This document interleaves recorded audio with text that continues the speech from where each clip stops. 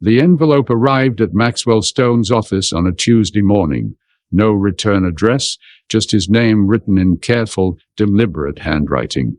As the CEO of Stone Enterprises, one of America's most successful tech conglomerates, Maxwell was accustomed to strange correspondence, obsessive fans, desperate job seekers, charity requests, all part of the territory when you're worth north of $5 billion. But something about this envelope felt different. His assistant, Diane, had placed it atop the stack of mail on his desk, arranging it precisely at a 45-degree angle, as she always did. Maxwell ran his finger along the sealed edge, noting the quality of the paper. Expensive. Whoever sent this had taste, or at least wanted to make an impression. He sliced it open with his monogrammed letter opener, a gift from his wife Caroline for their 10th anniversary. Inside was a single sheet of paper, folded neatly in thirds. As he unfolded it, a small photograph slipped out, landing face down on his mahogany desk. The letter was brief. "Dad, I need your help, but don't tell Mom. Please meet me tomorrow, 2 p.m., at Riverside Cafe on 8th. I'll be wearing a blue baseball cap. Emily?"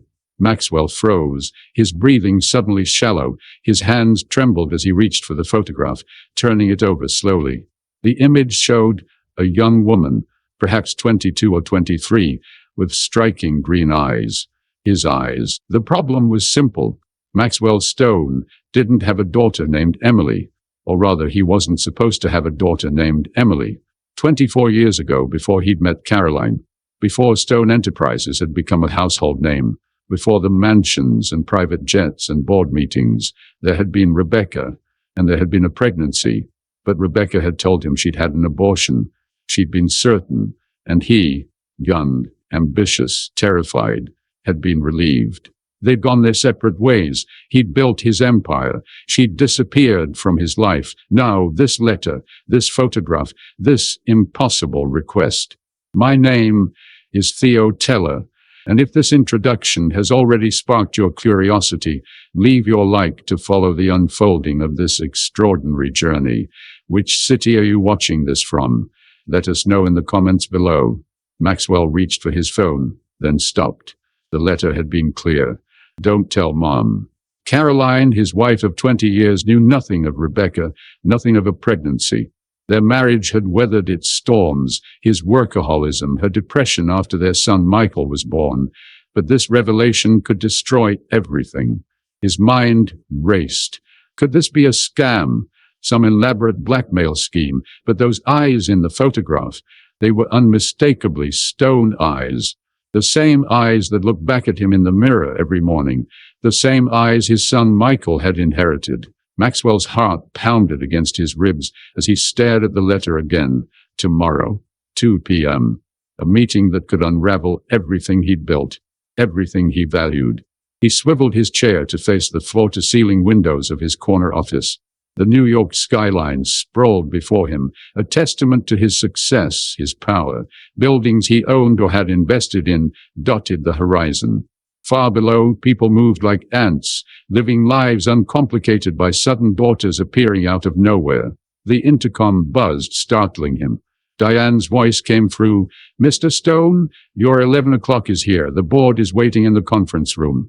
Maxwell took a deep breath, straightening his Italian silk tie. "Tell them I'll be there in 5 minutes." He carefully refolded the letter, slipped the photograph inside, and locked both in his private desk drawer. As he stood, adjusting his tailored suit jacket, a thought occurred to him. His entire empire might be worth billions, but it suddenly felt as fragile as that single sheet of paper. The board meeting dragged on for nearly 3 hours. Maxwell barely heard a word. His mind kept returning to the letter, to those green eyes, to a past he'd buried beneath 2 decades of ambition and achievement. His CFO presented quarterly projections, while Maxwell nodded mechanically, seeing not spreadsheets, but Rebecca's face, as fresh in his memory as if it were yesterday. "Max, your thoughts?" Henry Blackwell, his longtime friend and COO, was staring at him expectantly. The entire board had fallen silent. Maxwell cleared his throat. "Proceed with the acquisition. The synergies are clear. He had no idea what acquisition they were discussing, but his confident tone seemed to satisfy them. The meeting continued. By the time he returned to his office, it was past 3. He dismissed Diane for the day, locked his door, and retrieved the letter. He read it again and again, each time hoping the words would somehow change, reveal themselves as a mistake or a joke. They didn't. His phone rang. Caroline. He let it go to voicemail. His wife would immediately sense something was wrong. 20 years of marriage had given her an uncanny ability to read his moods, even over the phone. Instead, he did something he rarely allowed himself to do. He opened his laptop and searched for Rebecca Harlow. The name felt foreign on his fingers as he typed, a relic from another lifetime. The search returned thousands of results. He refined it, adding details he remembered. Boston, where they'd met. Art, her passion. Eventually, a professional photography website appeared. Rebecca Harlow Photography. The site was elegant, showcasing landscape and portrait work. And there she was in the About section, older, of course, with strands of gray in her once auburn hair, but unmistakably Rebecca. Based in Portland now.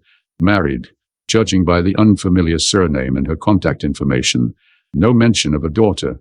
Maxwell's finger hovered over her phone number. One call could provide answers, but the letter had been explicit. Don't tell Mom. Did that restriction extend to Rebecca? Was Rebecca even Mom? He closed the laptop, rubbing his temples. The sun was setting over Manhattan, casting long shadows across his office. He'd built this company from nothing, navigated recessions and technological revolutions, outmaneuvered competitors and skeptics. Yet this simple letter had reduced him to an indecisive mess. The drive home to his Westchester mansion took longer than usual. Traffic was heavy, but Maxwell welcomed the delay. It gave him time to compose himself, to practice the normalcy he would need to display for Caroline and Michael. As he pulled through the gates of his estate, he saw Michael's car, already parked in the circular driveway. His 19-year-old son must be home from college for the weekend. An unexpected visit, or had Caroline mentioned it, and he'd forgotten. Either way, it complicated matters further. The grand foyer of the Stone residence echoed with laughter as Maxwell entered. Following the sound, he found his wife and son in the kitchen, a rare sight, as neither was particularly culinarily inclined. "Dad." Michael's face lit up, those same green eyes, so like the ones in the photograph, crinkled with pleasure. "Surprise! I brought a friend home for the weekend. Hope that's okay." Caroline crossed the room to kiss Maxwell's cheek. "Darling, you remember Zoe from Michael's freshman orientation?" A young woman stood from where she'd been seated at the island counter, pretty, confident, with a warm smile. "It's nice to see you again, Mr. Stone." Maxwell shook her hand automatically, his mind still processing. Michael had brought a girl home. His son was growing up, forming attachments, building his own life, all while Maxwell had been harboring a secret that could potentially upend their entire family. "Will you be joining us for dinner, Max?" Caroline asked, her hand lingering on his arm. "Michael and Zoe are helping me attempt that pasta recipe from our trip to Tuscany." "Of course," Maxwell replied, forcing a smile. "Let me just change first." Upstairs, in their bedroom suite, Maxwell loosened his tie and sank onto the edge of the bed. Tomorrow at 2 p.m., he would meet a young woman claiming to be his daughter. A daughter born of a relationship Carolyn knew nothing about. A daughter who, if legitimate, would be older than Michael, his only acknowledged child. The weight of the secret pressed on him like a physical force. He'd kept many secrets in his business life, confidential deals, strategic plans, competitive intelligence. But he'd always prided himself on honesty in his personal life, especially with Carolyn. Their marriage had survived because of that honesty, not in spite of it. Yet here he was, preparing to lie by omission, to attend a clandestine meeting, to potentially acknowledge a child he'd never known existed, while hiding her existence from his wife and son. Maxwell changed into casual clothes, tucking away his troubled thoughts behind a carefully constructed mask of normalcy. But as he descended the stairs to join his family, one question echoed in his mind. After tomorrow, would anything ever be normal again? Dinner was an exercise in restraint. Maxwell picked at his pasta, barely tasting the rich sauce Caroline had spent hours perfecting. He laughed at Michael's college anecdotes, asked appropriate questions about Zoe's studies, discussed an upcoming charity gala with his wife, all while feeling utterly detached, as if watching himself perform from across the room. "Dad, are you okay?" Michael asked during a lull in conversation. "You seem distracted." Maxwell felt Caroline's eyes on him, searching, concerned. "Just a complicated acquisition on my mind," he lied smoothly. "Nothing for you to worry about." "Always working," Caroline said with an affectionate sigh, even at the dinner table. "The curse of success," Maxwell replied, raising his wineglass in a small toast. The words tasted bitter on his tongue. Later that night, as Caroline slept beside him, Maxwell stared at the ceiling, sleep eluding him. His mind replayed every moment with Rebecca, searching for clues, signs he might have missed. Their relationship had been intense but brief, a 6-month affair during his early entrepreneurial days. She'd been a gallery assistant with dreams of becoming a photographer. He'd been a hungry startup founder with his eyes fixed firmly on the future. When she told him about the pregnancy, he'd offered money, support, even marriage, more out of obligation than love. She'd refused all three, telling him she wasn't ready to be a mother. A week later, she'd informed him the pregnancy had been terminated. He'd felt relief, then guilt for feeling relieved. Shortly after, she'd moved away, and he'd thrown himself into building his company. Had she lied? Had the abortion been a fiction, a way to cut him out of her life, out of her child's life? Or was this letter some elaborate hoax? The questions circled like vultures. At 5:30 a.m., he gave up on sleep. Careful not to wake Caroline, he slipped out of bed and into his home office. There, in the pre-dawn darkness, he drafted and discarded multiple emails to Rebecca. Each attempt felt inadequate, either too accusatory or too pleading. In the end, he wrote nothing. Whatever the truth was, he would learn it face to face with this young woman claiming to be his daughter. Breakfast was another performance.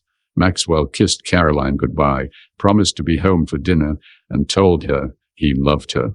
All true, yet all feeling like lies in the context of his secret meeting. At his office, he cancelled all afternoon appointments. Diane raised an eyebrow but asked no questions. By 1:30 p.m., he was in his car, directing his driver toward Riverside Cafe, a modest establishment far from his usual upscale haunts. "I'll call when I need pickup," he told his driver, stepping onto the sidewalk a block from the cafe. The day was unseasonably warm for April, the sky a clear, accusatory blue. The cafe was half full when he arrived at 1:50 p.m. Maxwell chose a table near the back, facing the door, his heart hammering in his chest. He ordered black coffee he didn't want and waited. At precisely 2 p.m., the door opened, and she walked in. The blue baseball cap was pulled low, but he would have recognized her anywhere. Those eyes, his eyes, scanned the room until they found him. For a moment, they simply stared at each other across the cafe. 23 years of absence compressed into a single, electric moment of recognition. She walked toward him with deliberate steps. Up close, he could see more clearly the features that mirrored his own, the slight cleft in the chin, the arch of the eyebrows, the way her mouth set in concentration. She was tall like him, with Rebecca's delicate bone structure softening his more angular features. "Maxwell Stone," she said, her voice steady despite the slight tremor in her hands as she removed her cap. "Emily," he replied, the name feeling strange on his tongue. "Emily Harlow." She extended her hand formally, as if they were meeting at a business conference, rather than having the most personal of reunions. He shook it, noting the firmness of her grip. "Please, sit down." She did, placing her cap on the table between them like a small blue barrier. A waitress approached, and Emily ordered herbal tea with practiced ease. When they were alone again, Maxwell found himself at a loss. What did one say to a daughter who had materialized out of nowhere? 23 years of birthdays, holidays, milestones. All missing. All irretrievable.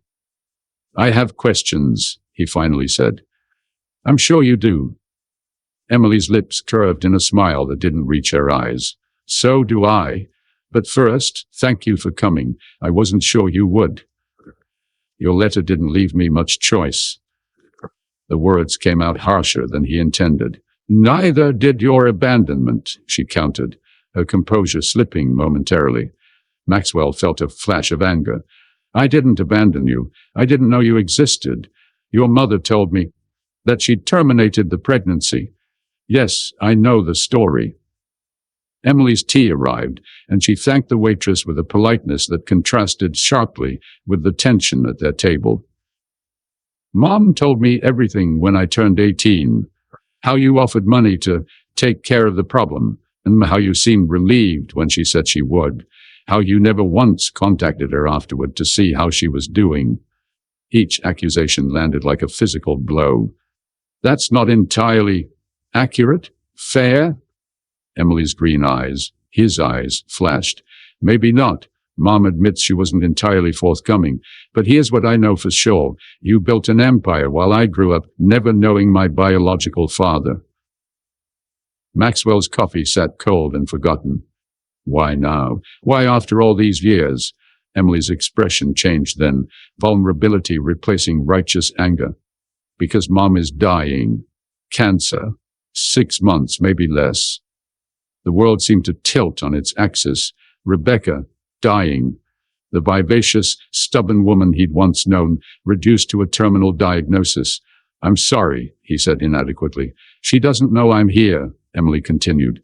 She's always been adamant that you made your choice, and we were better off without you. But now, she paused, gathering herself. Now I find myself with questions only you can answer, and potentially needs only you can help with. Maxwell leaned back in his chair, studying the young woman before him. His daughter. The thought still felt surreal, like a word in a foreign language he couldn't quite pronounce correctly. What kind of needs? He asked carefully. Emily wrapped her hands around her tea mug. Not financial, if that's what you're worried about. Mom has good insurance, and I have a decent job in graphic design. A hint of pride touched her voice. I inherited her artistic talents. Then what? Information, for one. Emily reached into her bag and pulled out a small notebook. I have a list of medical history questions, things that could be relevant to my future health that Mom can't answer. Maxwell nodded. This seemed reasonable, expected even. And, Emily hesitated, her confidence wavering. Mom has always refused to tell me about your family. My grandparents, any aunts or uncles, cousins. I grew up with just Mom and my stepdad, who's great, but limited. I'd like to know where half of me comes from. The simplicity of the request made his chest ache. Basic information about one's lineage, information Michael had always taken for granted. My parents are both deceased, Maxwell said softly. My father died of heart failure when I was 12. My mother lasted longer, breast cancer 10 years ago. He watched Emily make notes, recognizing his own methodical nature in her actions. I have one sister, Andrea. She lives in Chicago with her husband and 3 kids. We're not particularly close. Emily absorbed this information with a nod. Cousins I've never met. They're good kids, Maxwell offered. The oldest, Sophia, is about your age. A silence fell between them, heavy with the weight of missed connections, family gatherings, where Emily should have been present. There's something else, Emily said finally, closing her notebook. Something bigger. Maxwell tensed, waiting. Mom needs a specialized treatment. It won't cure her, but it could give her more time, better quality of life. It's experimental, being tested at Mass General. She met his eyes directly. Your company, Stone Enterprises, is one of the investors in the research. Understanding dawned. You want me to help get her into the trial? Emily nodded, a flicker of desperation breaking through her composed exterior. They have strict qualification criteria. Mom's just outside the parameters they're accepting. One call from you could change that." Maxwell's mind raced. The treatment she was referring to must be the Kaplan Protocol, a revolutionary approach to treating aggressive cancers that his biotech division had been funding for the past 3 years. It was promising, but still unproven, with limited spots available in the clinical trials. "How did you find out about my connection to the research?" he asked. "I'm good at research. The internet exists." Emily's chin lifted slightly. "And I have questions about your wife and son, too. Questions I've been afraid to ask until now. Stories like these remind us of the unexpected turns life can take and how the past often finds ways to resurface. If you believe in the power of such revelations, consider subscribing to not miss what happens next in this extraordinary tale." Maxwell felt a chill. She'd been investigating him, his family. How much did she know about Caroline, about Michael? The thought of his carefully constructed life being exposed made his pulse quicken. "Emily," he began, choosing his words with care, "I understand your desire to know about your other family, but they don't know about you. This situation is complicated." "Complicated," she repeated, the word flat and unimpressed. "Is that what I am to you? A complication?" "That's not what I meant, isn't it?" Her voice remained low, but intensity radiated from her. "For 23 years, I've wondered about you, imagined meeting you. Sometimes I'd see your face on business magazines or online articles, and I'd search for traces of myself in your features. Do you have any idea what that's like?" Maxwell didn't respond. What could he possibly say? "Meanwhile, you've had this perfect life. Perfect wife, perfect son, perfect empire, and I've been your secret, the complication you never had to deal with." "I didn't know," he insisted, leaning forward. "If I had known—" "What?" Emily challenged. "What would you have done? Upended your perfect life? Admitted to your wife that you had a child with another woman? Introduced me to your son, my half-brother, who doesn't even know I exist?" Each question struck like an accusation. Because she was right, he couldn't honestly say what he would have done. He wanted to believe he would have stepped up, acknowledged her, been a father to her. But would he have? The truth was uncomfortable. "I can't change the past," he said finally. "But I can help now, with the medical trial for your mother, with answering your questions, with—" He trailed off, uncertain what else he could offer that wouldn't sound hollow. Emily studied him, her expression softening slightly. "That's a start, I suppose." She glanced at her watch. "I have to go. I told Mom I was meeting a client." Can we meet again?" Maxwell asked, surprised by how much he wanted her to say yes. Emily hesitated, then nodded once. "I'm staying at the Westbridge Hotel for 3 more days, room 712. She stood, collecting her things. "And about Mom's treatment?" "I'll make the call today," Maxwell promised. "I can't guarantee anything, but I'll try." For the first time, Emily's smile reached her eyes. "Thank you." As she walked away, pulling her blue cap back on, Maxwell felt as though something essential had shifted in his universe. He'd entered the cafe as one person and was leaving as another, a man with a daughter he'd never known, with obligations he'd never anticipated, with a past suddenly made present. And still, waiting at home, unaware of this seismic change, were Caroline and Michael, his family. The truth would hurt them, possibly irreparably. But could he continue to build his relationship with Emily in secret? And for how long?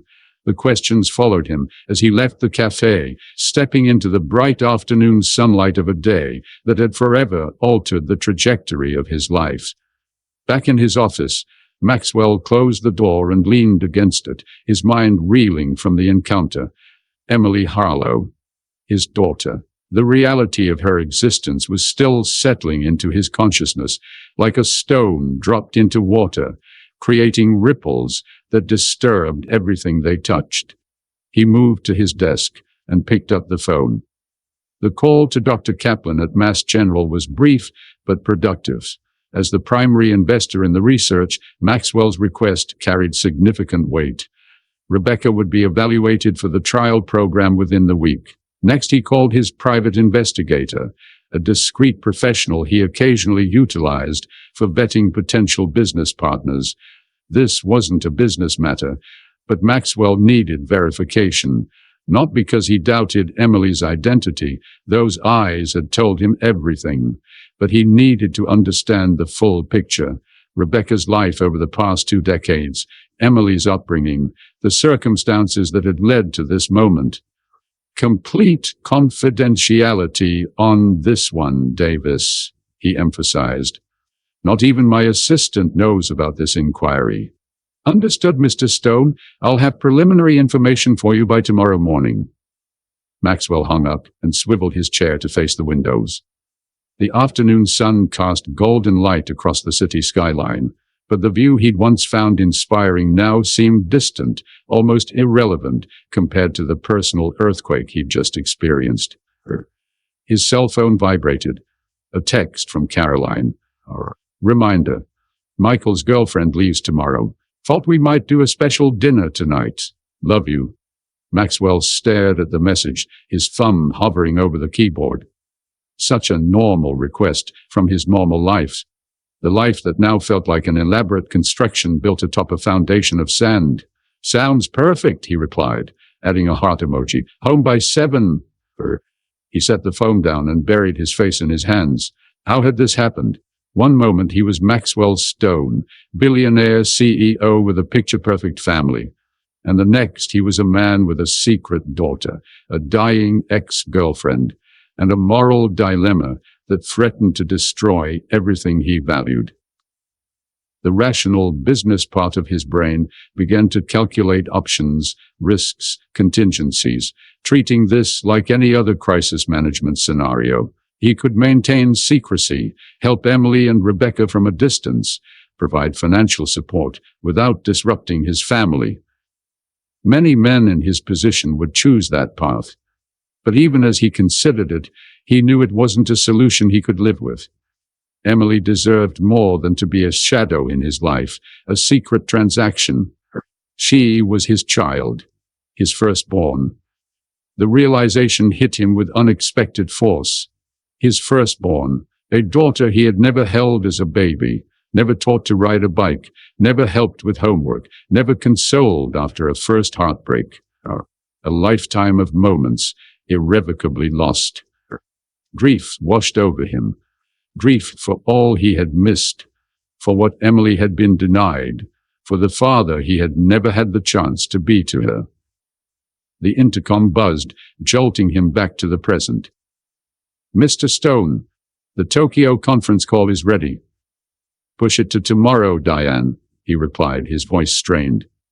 Sir, the Tokyo team has been waiting for this call all tomorrow, he repeated firmly.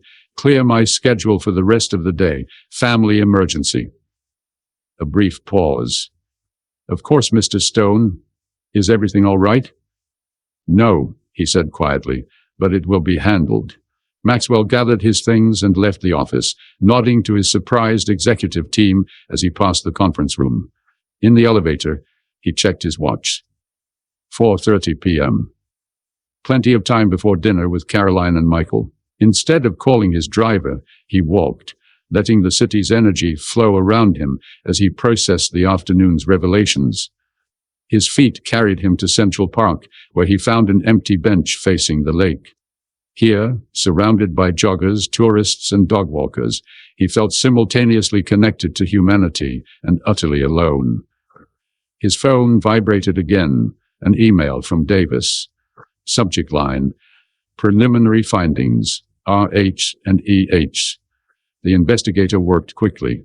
Maxwell opened the email and began to read. The facts were laid out in Davis's characteristically thorough style. Rebecca had indeed given birth to Emily Grace Harlow on September 12, 2001, a day after the world had changed forever. She had moved to Portland shortly thereafter, eventually marrying Thomas Harlow, an architect, when Emily was 5. Thomas had adopted Emily legally, giving her his surname. The family had lived modestly but comfortably. Emily had excelled academically, graduating with honors from Oregon State with a degree in graphic design. Rebecca's cancer diagnosis had come 18 months ago, stage 3 ovarian cancer, with recent progression despite aggressive treatment. Attached were photos, Emily's graduation, Rebecca and Thomas at what appeared to be a gallery opening, Emily receiving an award at a design competition. A life documented, a life he had no part in. The last paragraph of Davis's report made Maxwell's blood run cold. Subject EH has made multiple inquiries about the Stone family over the past 3 months, including attempts to access restricted financial information. Pattern suggests more than casual interest, potential concern for publicity exposure risk. Maxwell closed the email, his mind racing. Emily had been investigating him, his family, his company, perhaps looking for leverage. The cynical part of him, the part hardened by years in cutthroat business, whispered warnings. Was this about the medical trial for Rebecca, or was there a larger agenda? Extortion, perhaps? A claim on his fortune? A public revelation designed to embarrass him? But another part of him, the part that had recognized his own eyes, looking back at him across that cafe table, rejected such suspicions. Emily hadn't asked for money. She'd been direct, even vulnerable. Her anger had felt genuine, not calculated. Maxwell watched a family near the lake, father, mother, 2 young children feeding ducks. The simple scene pierced him with its normalcy, its completeness. His own family had that same appearance of wholeness, but now he knew it was an illusion. There was a missing piece, had always been a missing piece, that he hadn't even known to look for. As the afternoon shadows lengthened across the park, Maxwell made a decision. He couldn't undo the past 23 years. He couldn't reclaim Emily's childhood or erase the hurt his absence had caused, but going forward, he wouldn't continue the lie. Whatever the consequences, he would acknowledge Emily as his daughter. The question was how and when to tell Caroline and Michael. He checked the time again. 6:15 p.m. He needed to head home for dinner to maintain the appearance of normalcy for one more evening. Tomorrow, he would visit Emily at her hotel. And after that, nothing would ever be the same again. Dinner at the Stone residence that evening was an elaborate performance. Maxwell smiled at his wife's jokes, discussed Michael's upcoming finals, complimented Zoe on her internship prospects, all while carrying the weight of his afternoon revelation. Each moment felt like a deception, each laugh hollow in his throat. "Dad, you're doing it again," Michael said, cutting through Maxwell's thoughts. "That 1,000-yard stare. Seriously, what's going on with you?" Caroline set down her wineglass, studying her husband with concern. "Is it the Westridge deal? I thought that was finalized last week." "It's nothing," Maxwell assured them. "Just tired. It's been a long day." Later, after Michael and Zoe had retired to the media room to watch a movie, Caroline cornered Maxwell in his study. 20 years of marriage, Max," she said, leaning against his desk. I know when something's wrong. Talk to me." He looked at her, this woman who had stood beside him through the building of an empire, who had given him a son, who had created a home and a life with him. Caroline, with her quiet strength and unwavering loyalty. Caroline, who didn't deserve the earthquake he was about to unleash. "It's complicated," he hedged, the same word he'd used with Emily. "I'm pretty intelligent," Caroline replied, a touch of irritation in her voice. "I think I can handle complicated." Maxwell turned away, staring into the cold fireplace. "There are some things from my past that have resurfaced, things I need to deal with. What things? Her tone had shifted, a note of apprehension creeping in. Business issues, old contracts, nothing for you to worry about. The lies came easily. Too easily. Caroline was silent for a long moment. When she spoke again, her voice was carefully controlled. We've never lied to each other, Max. Not even by omission. It's been the cornerstone of our marriage. Whatever this is, I deserve the truths. The truths. Such a simple concept, yet so devastatingly complex in execution. You'll have it, he promised. I just need a little more time to understand the situation fully myself. Caroline studied him, her expression unreadable. Finally, she nodded. Don't take too long. She kissed his cheek and left the study, closing the door softly behind her. Maxwell released a shaky breath. He hadn't technically lied, but the deception hung in the air like smoke. One more day, he told himself. One more day to meet with Emily again, to confirm the facts, to formulate a plan for revealing the truth that would minimize the damage to his family. Sleep eluded him once more that night. He lay beside Caroline, listening to her steady breathing, imagining how it would change when she learned about Emily. Would she cry? Scream? Leave? The possibilities tormented him. At dawn, he slipped out of bed and drove himself to the office, needing the sanctuary of familiar territory. He arrived before even the cleaning staffs, the building eerily quiet as he rode the elevator to the executive floor. In his office, he found the file Davis had delivered overnight, a more comprehensive report on Emily and Rebecca. He read it carefully, absorbing the details of lives parallel to his own. Emily had been an honor student throughout school, active in art clubs and environmental causes. She'd graduated college with minimal debt thanks to scholarships and part-time work. Currently, she freelanced for several design firms while maintaining a small studio apartment in Portland. No criminal record, no suspicious financial activity, nothing to suggest ulterior motives in seeking him out. Rebecca's medical records confirmed the dire prognosis. Stage 4 ovarian cancer with metastasis to the liver and lungs. Conventional treatments had been exhausted. The Kaplan protocol was potentially her last hope for extending her life, even by months. Maxwell set down the file, a mixture of relief and guilt washing over him. Emily's story checked out. She was exactly who she claimed to be. His daughter, concerned for her dying mother, looking for answers about her biological father. Nothing more sinister than that. At 10 a.m., he called Dr. Kaplan personally. Rebecca had been accepted into the trial program, scheduled to begin treatment the following week. It wasn't a cure, the doctor cautioned, but it could provide valuable time and improved quality of life. Next, Maxwell called the Westbridge Hotel and asked to be connected to room 712. Hello? Emily's voice was guarded, as if she'd been expecting a different caller. It's Maxwell Stone, he said, the formality of using his full name striking him as odd when speaking to his own daughter. I've spoken with Dr. Kaplan. Your mother has been accepted into the trial. They'll contact her directly to schedule the initial treatment. A sharp intake of breaths. Thank you, Emily said, her voice thick with emotion. That means more than I can say. I'd like to meet again, Maxwell continued. There's more we should discuss. A pause. I'm free until 2 p.m. today. I'll come to you. 30 minutes. After hanging up, Maxwell instructed his assistant to reschedule all morning meetings. Family matter, he explained, ignoring her curious look. The drive to the Westbridge Hotel was short. The establishment was upscale, but not luxurious, a sensible choice for a freelance graphic designer on a modest budget. In the elevator to the 7th floor, Maxwell found himself oddly nervous, as if heading to a crucial business negotiation rather than a meeting with his own child.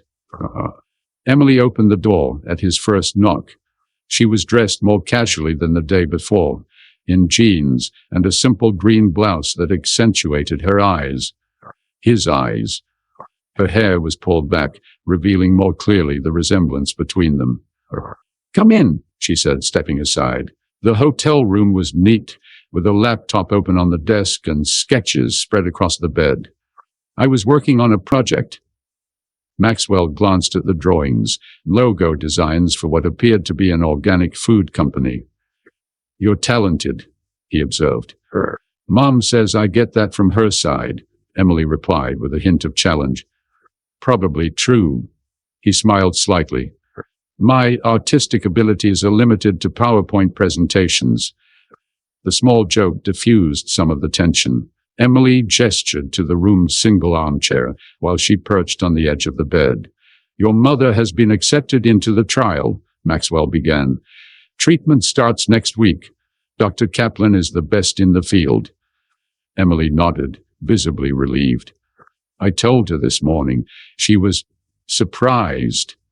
She asked how we managed to get in when she'd been previously rejected.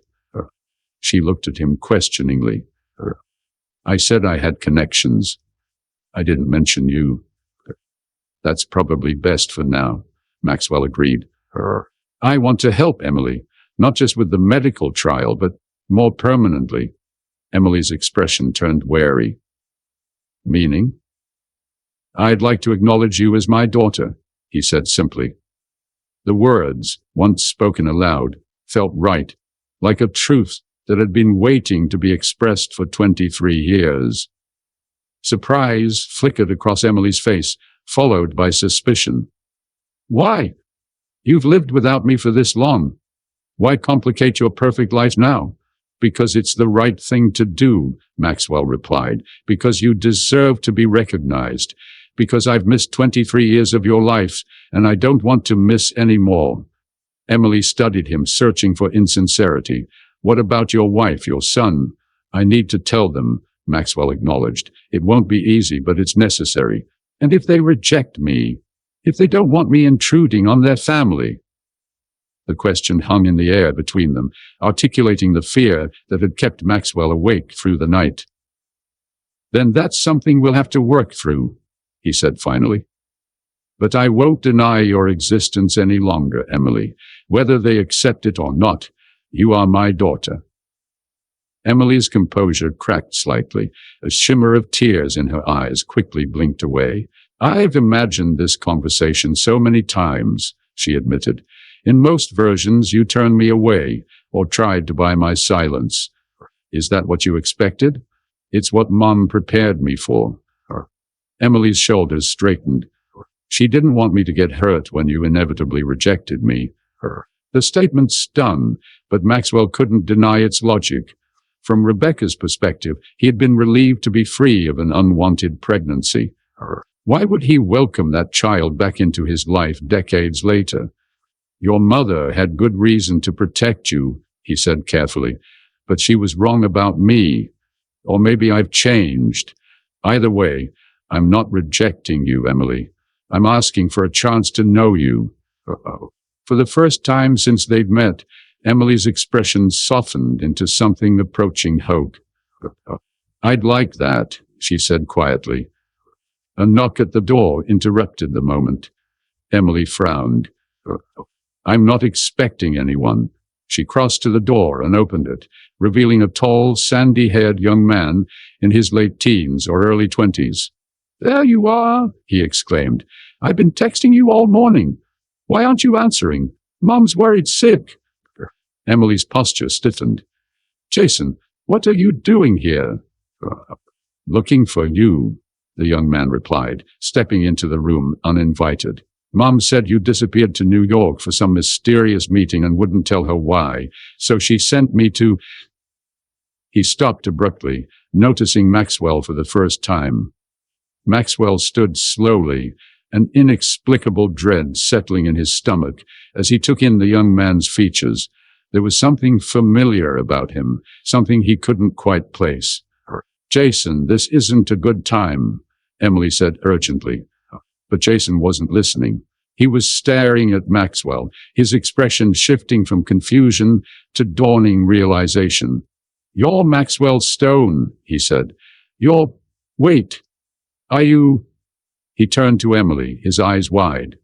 Is he the reason we're in New York? Is he the one Mom doesn't talk about? Emily's silence was confirmation enough. Jason turned back to Maxwell, his face hardening. So you're the one, the biological father who abandoned my sister before she was even born. Sister. The word registered in Maxwell's mind like a thunderclap. This young man was also Rebecca's child, which meant...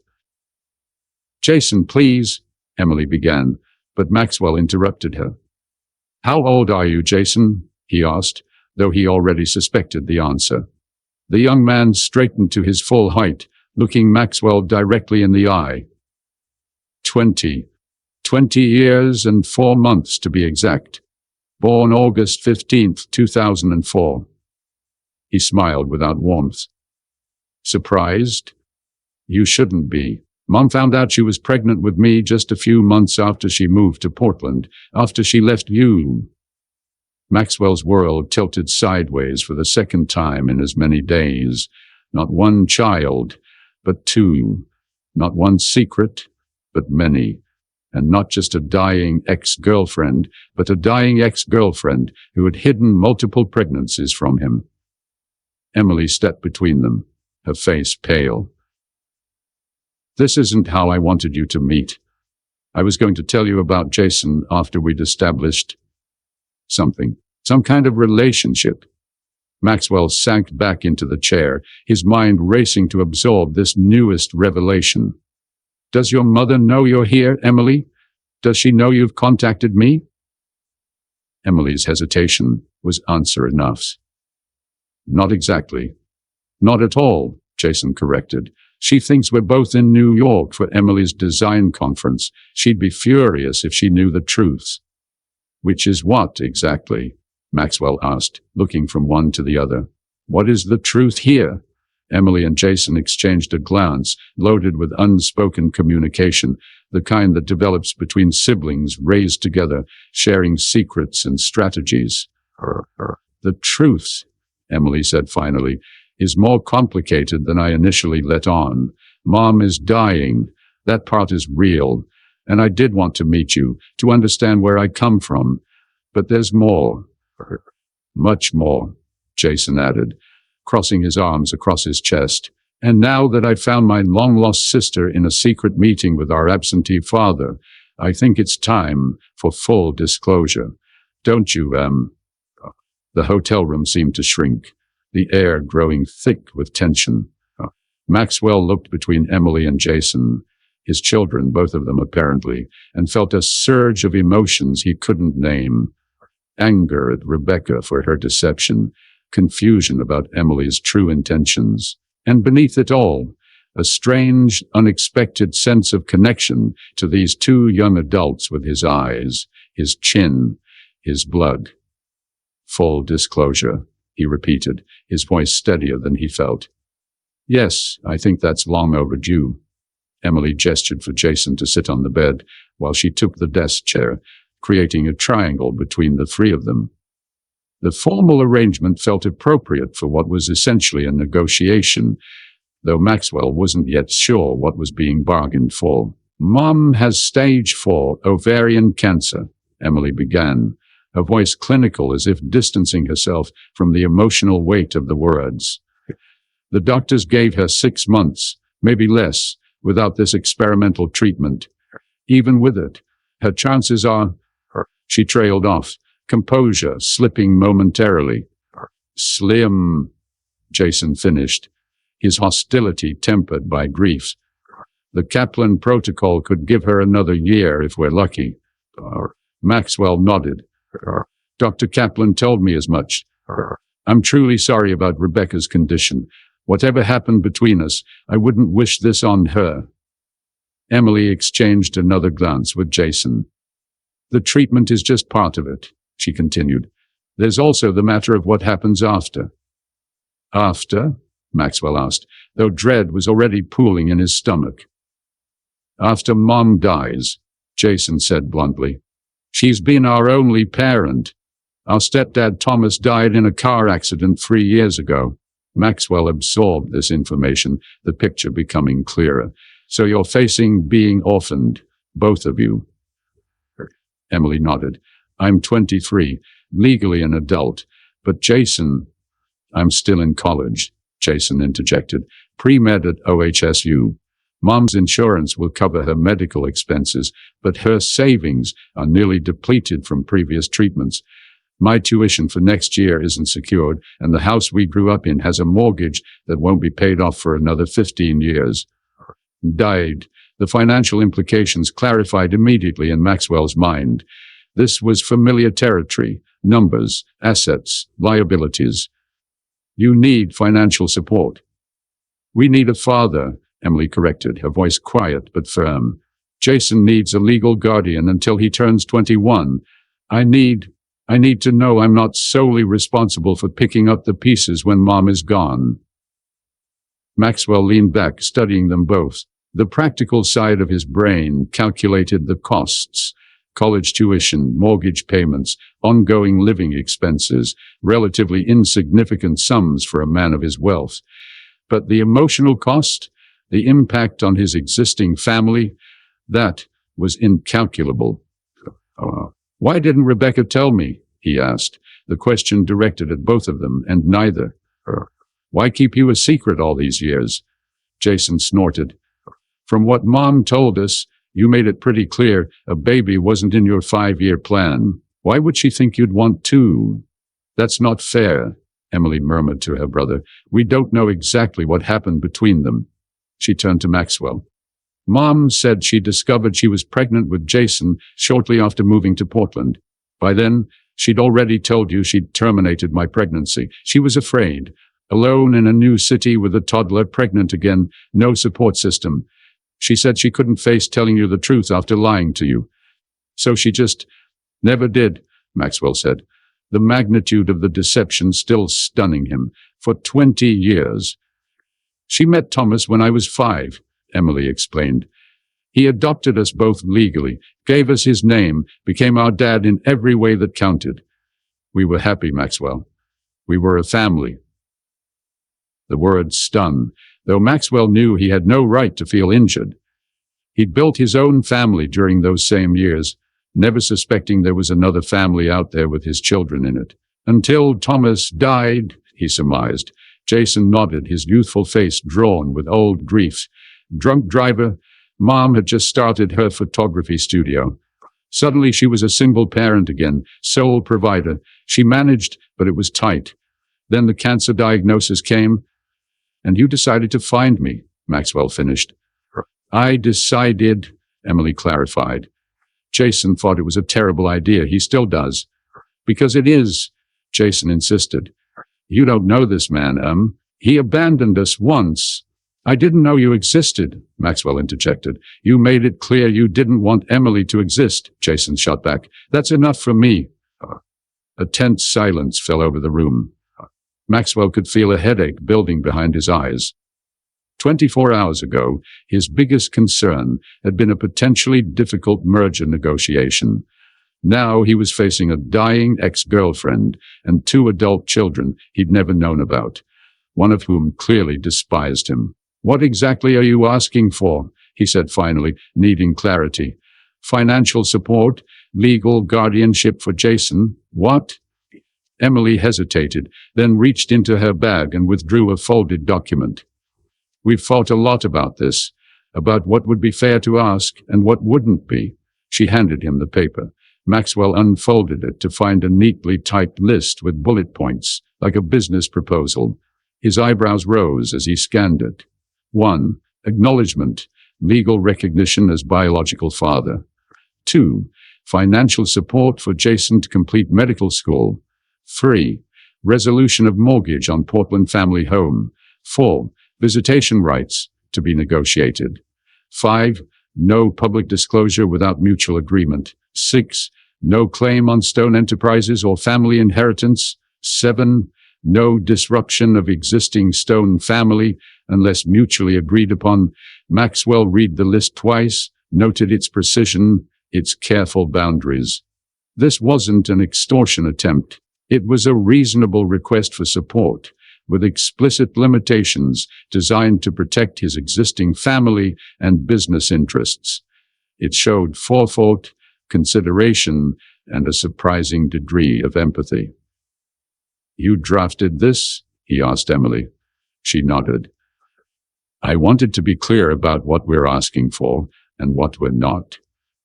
We don't want to destroy your life, Maxwell. We just need some acknowledgement, some security." "And what does Rebecca say about all this?" Emily and Jason exchanged another look. "She doesn't know," Emily admitted. "She'd be furious if she knew we were here. She's always been adamant that we not contact you, that we not disrupt your lives." "She's protecting you," Jason added with a touch of bitterness. "Still, after all these years." Maxwell folded the paper carefully and placed it in his jacket pocket.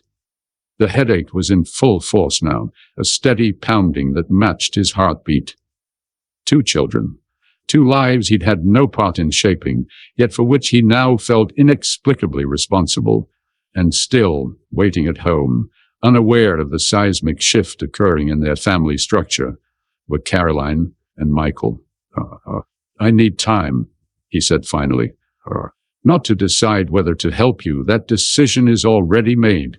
I will help you, but I need time to figure out how to tell my wife and son, how to integrate these 2 separate lives." "We're not asking to be integrated into your perfect family," Jason objected. "We're asking for basic support and recognition." "Jason," Emily warned. Maxwell held up a hand. "It's all right. He has every right to his anger." He looked directly at the young man, his son, a medical student with his chin and Rebecca's nose. "I understand your resentment, Jason. In your position, I'd feel the same way. But I need you to understand something. From my perspective, I've just discovered I have 2 adult children I never knew existed. I'm trying to process that reality while also figuring out how to do right by everyone involved. You, Emily, your mother, and yes, my wife and son too. They haven't done anything wrong, and they deserve consideration in how this unfolds."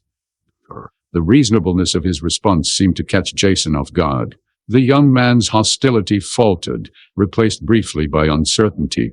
"How long do you need?" Emily asked. Maxwell considered. "Give me 3 days. I'll have a response to your proposal by then, and a plan for moving forward. In the meantime, the arrangements for your mother's treatment are already in place. She'll be contacted today about scheduling." Emily nodded, relief evident in her expression. "Thank you for that, if nothing else." "Where are you staying in New York?" Maxwell asked, turning to Jason. "With me," Emily answered. "The room has 2 beds. Let me move you somewhere more comfortable. A suite at the plaza, perhaps." Jason's defenses immediately rose again. "We don't need your charity." "It's not charity," Maxwell replied evenly. "It's hospitality, and it would give us more space to continue these discussions over the next few days." Before Jason could object further, Emily placed a hand on his arm. "That would be nice. Thank you." Maxwell stood, feeling decades older than he had when he'd entered the room. "I'll have my assistant make the arrangements. She'll be discreet." He paused, studying their faces. These 2 young people who were strangers and yet unmistakably his. "I know this is difficult for all of us, but I want you both to know that regardless of how we proceed, I am glad to have met you." The sentiment was more genuine than he'd expected, surprising even himself with its truths. Despite the complications, despite the potential fallout, there was something profound about discovering these 2 lives connected to his own. Jason's expression remained guarded, but Emily offered a small smile. 3 days, she confirmed. "We'll wait to hear from you." As Maxwell left the hotel room, his phone buzzed with a text from Caroline. "Lunch today? I'm downtown for the foundation meeting. Miss you." He stared at the message, the simple affection in it now laden with unspoken consequences. The life he'd built with Caroline, 20 years of partnership, trust, and love, was about to be tested in ways neither of them could have imagined. And Michael, How would his 19-year-old son react to the revelation that he had two older siblings, that the father he'd idolized had another family he'd never known about? Maxwell replied to Caroline's text with a non-committal excuse about meetings.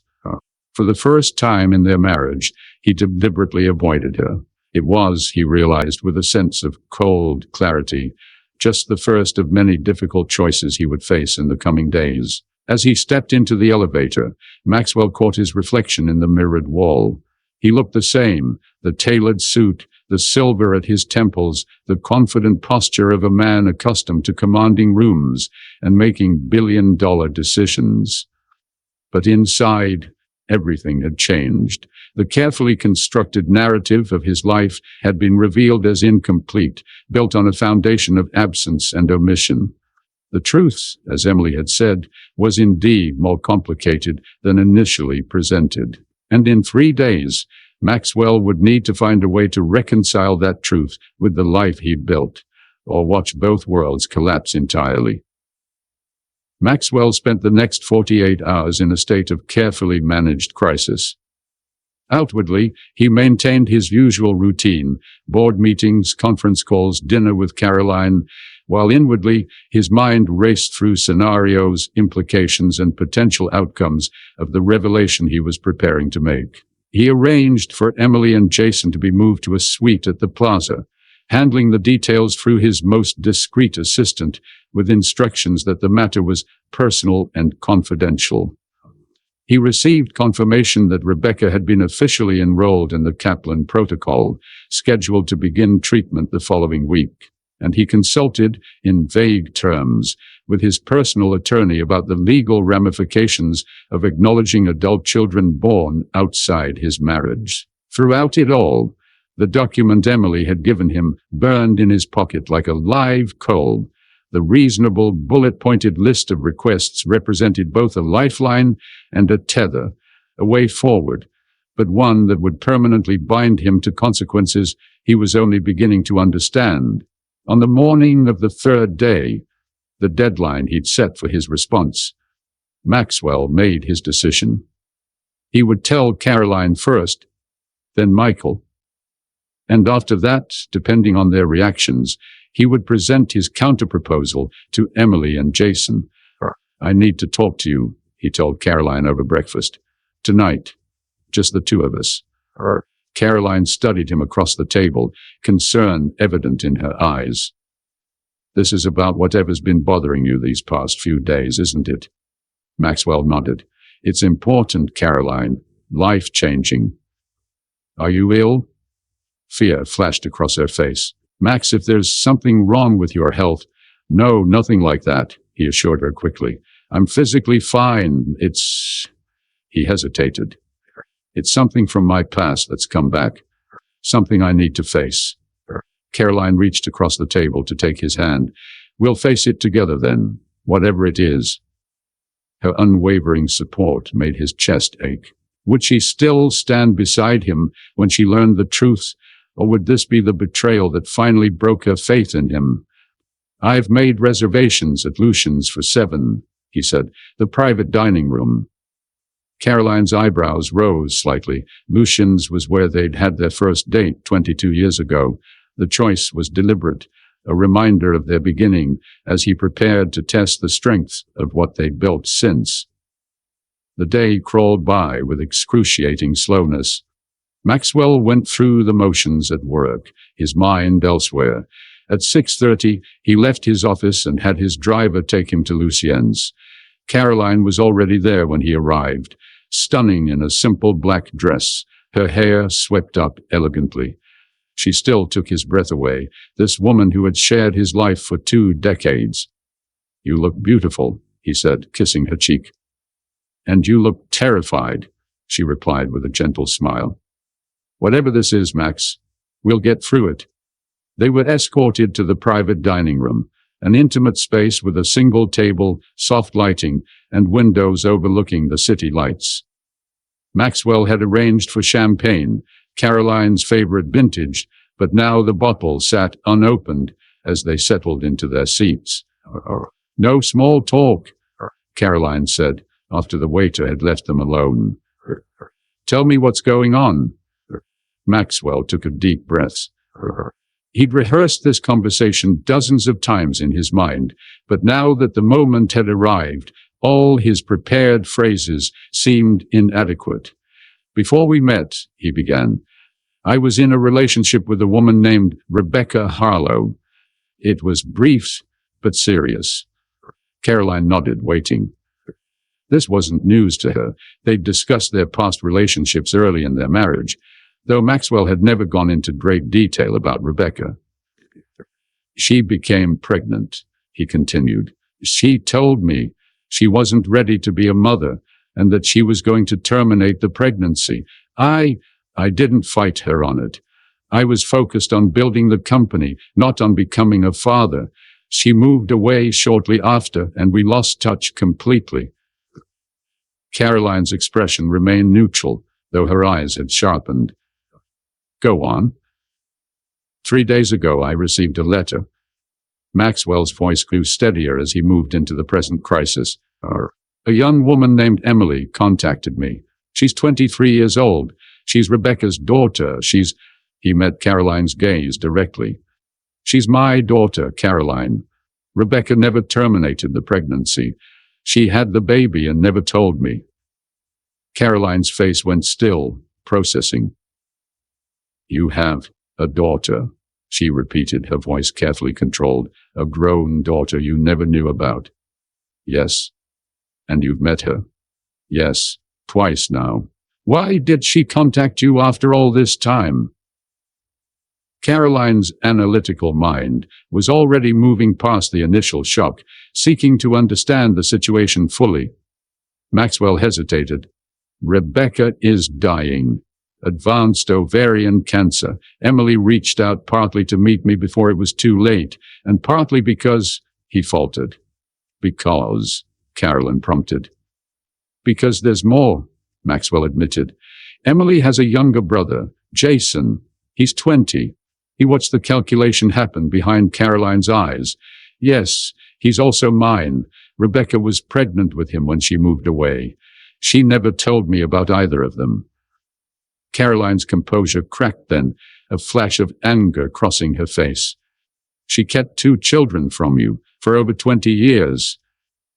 "She did," Maxwell confirmed. "She remarried when Emily was 5. Her husband adopted them both legally.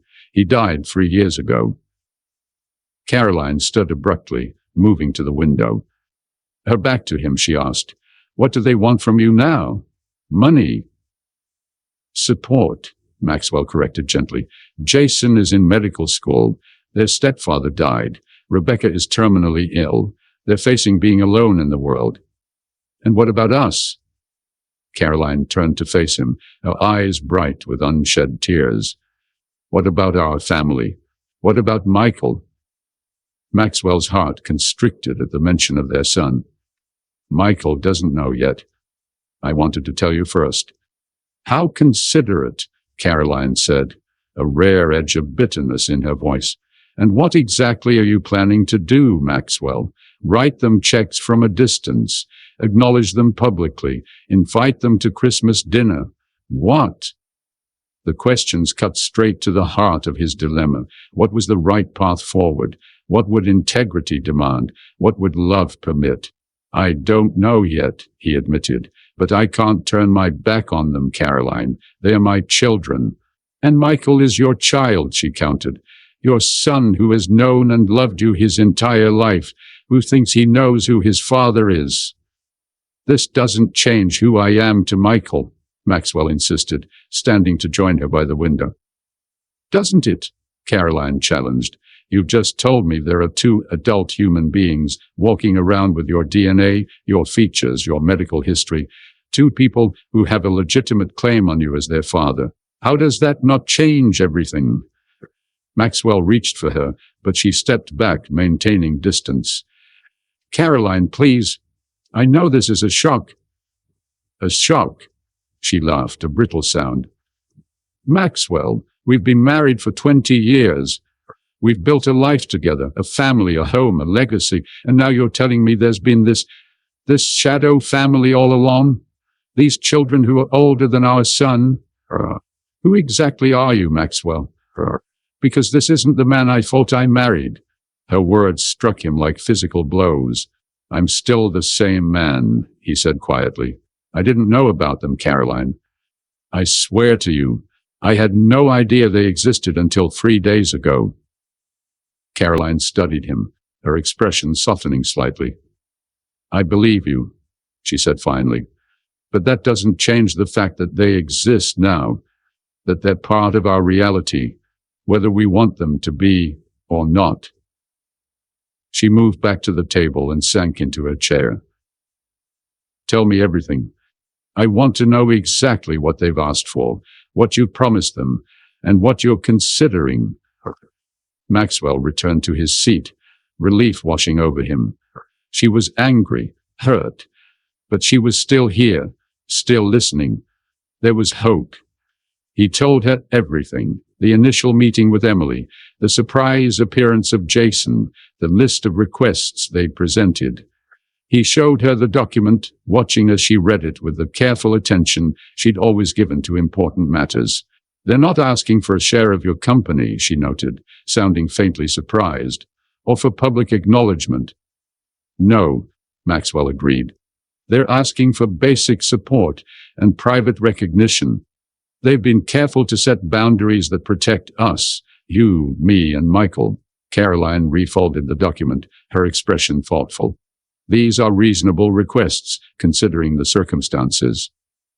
That was my assessment as well, Maxwell said cautiously, hope beginning to build.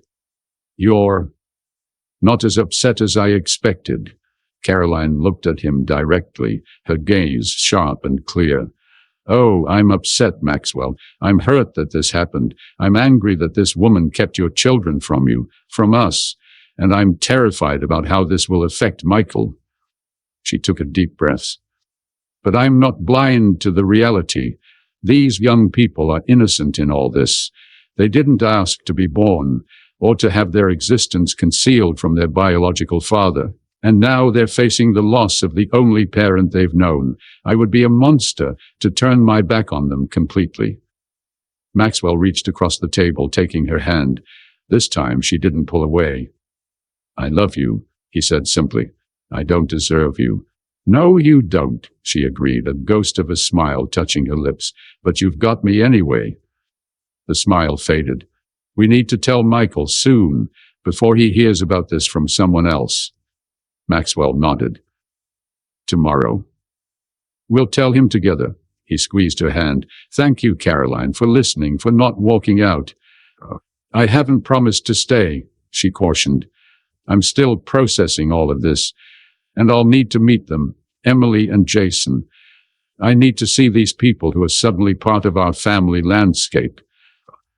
Of course, Maxwell agreed. Whenever you're ready.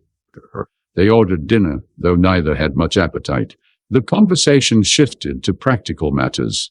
How to approach Michael, what legal steps would be necessary, how to navigate this new reality without destabilizing their family completely.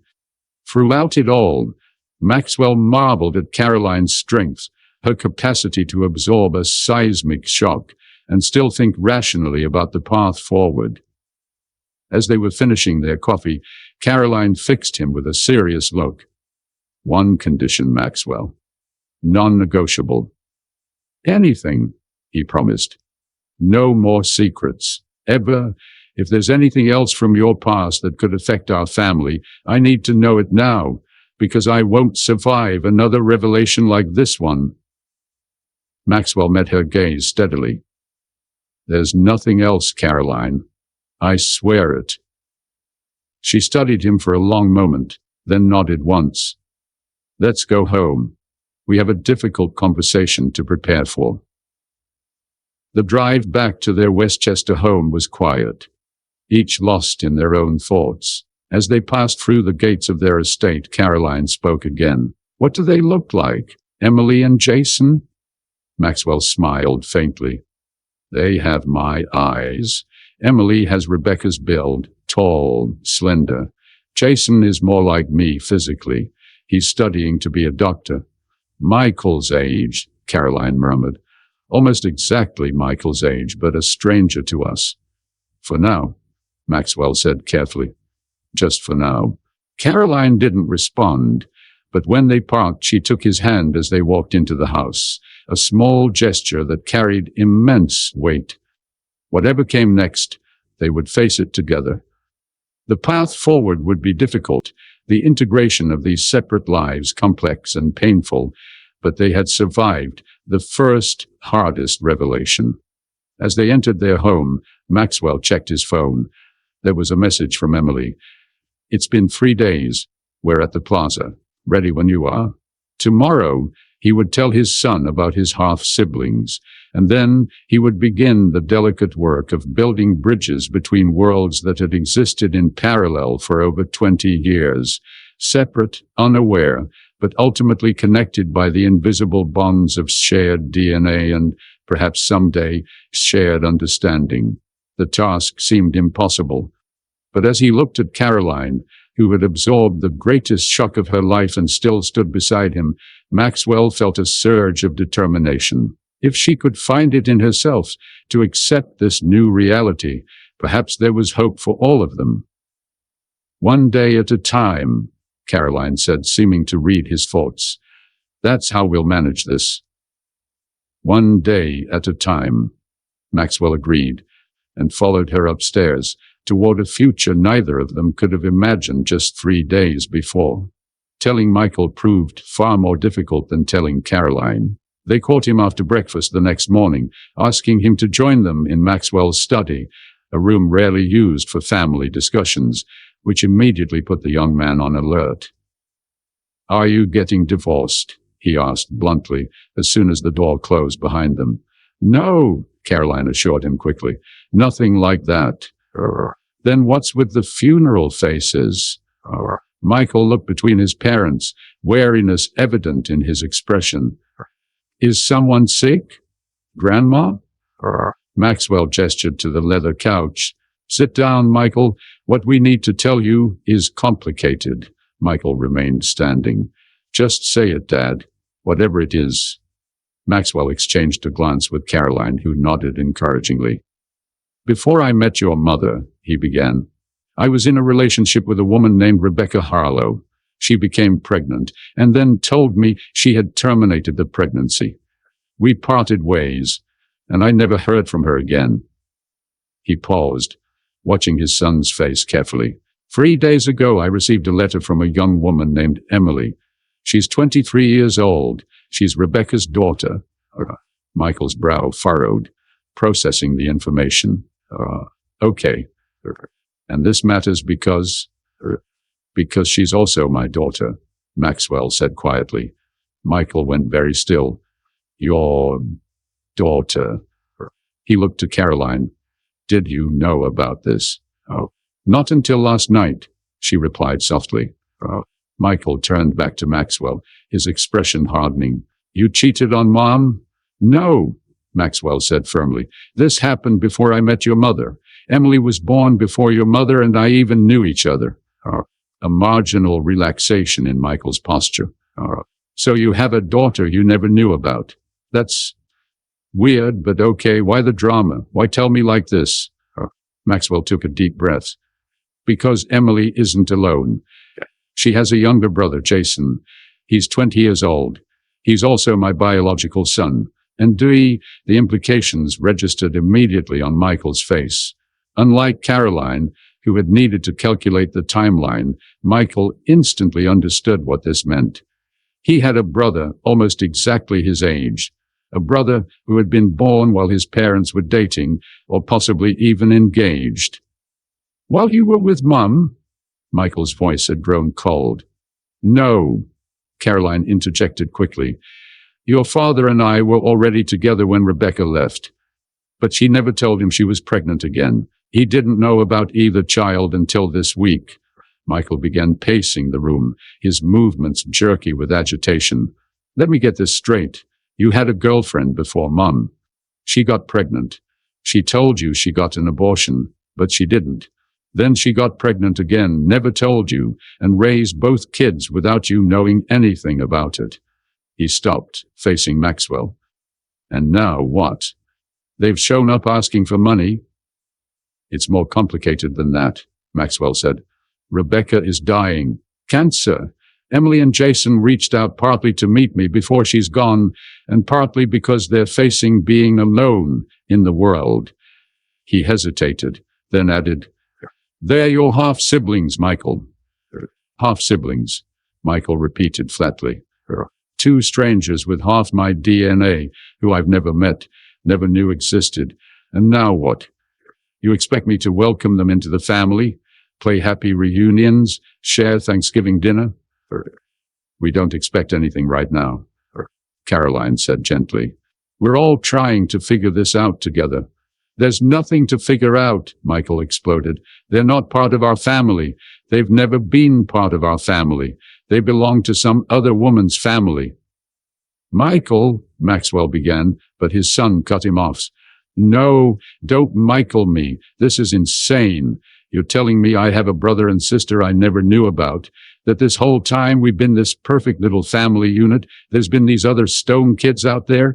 Do they even have our name? Harlow, Maxwell said quietly. Their stepfather adopted them legally. They're Emily and Jason Harlow. Oh, well, that makes it all better, Michael said sarcastically. They don't even have our name. They're complete strangers who happen to share some DNA with us. They share more than DNA with you, Maxwell said, struggling to keep his voice level. They're good young people facing a difficult time. Emily is a talented graphic designer. Jason is in medical school. Medical school? Michael's face darkened further. So that's the angle? They need tuition money? That's enough, Caroline said sharply. You're upset, and that's understandable. But you will not stand there and imply that these young people, who have done nothing wrong, are somehow trying to swindle your father. Michael stepped back, momentarily subdued by his mother's rare display of anger. I'm sorry, he muttered. This is just a lot. It is, Caroline agreed, her tone softening. For all of us, especially for you. Finding out you have siblings you never knew about is shocking, disorienting. What now?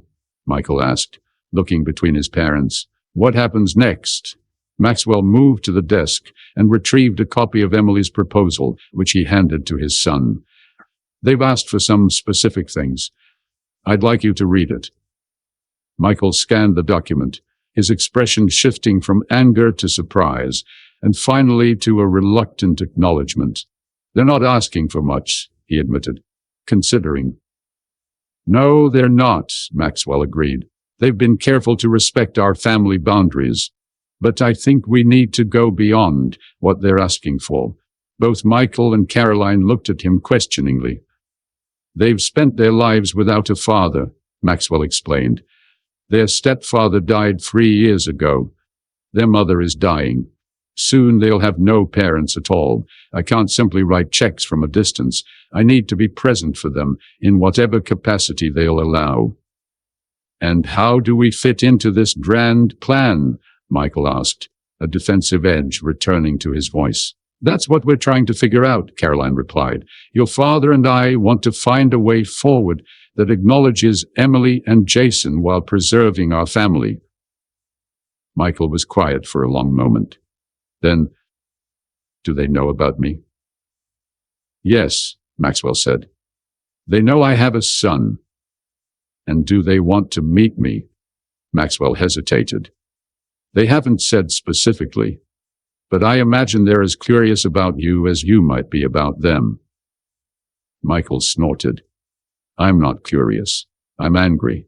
I'm confused. I don't know these people, and I don't feel any obligation to welcome them into my life.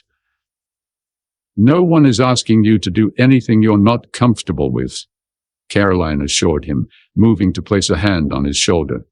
We are just sharing the truth with you. What happens next is something we'll decide together as a family. Ah, family, Michael emphasized. You, me, and Dad. Maxwell felt a pang at the deliberate exclusion, but he understood it. Michael was protecting the only family reality he'd ever known. "I'm meeting with Emily and Jason today," Maxwell said, "to discuss next steps. Your mother is coming with me." Michael's eyebrows shot up. "You're meeting them? Both of you?" He looked at Caroline with something like betrayal.